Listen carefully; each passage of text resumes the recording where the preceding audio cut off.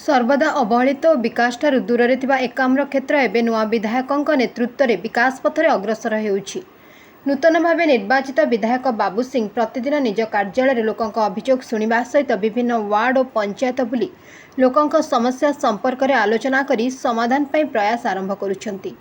आज एकाम्र नुआ विधायक विभिन्न स्थान में नूतन प्रकल्पर भित्तिप्रस्तर देवा समय एक रोचकपूर्ण दृश्य देखा मिलता।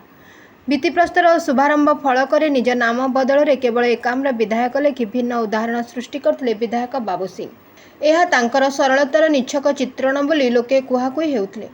आज भुवनेश्वर महानगर निगमर वार्ड नंबर 67 सुंदरपदा कपिलप्रसाद अंचल में विभिन्न प्रकल्पर भित्तिप्रस्तर और शुभारंभ करिसेंती एकाम्र विधायक बाबू सिंह।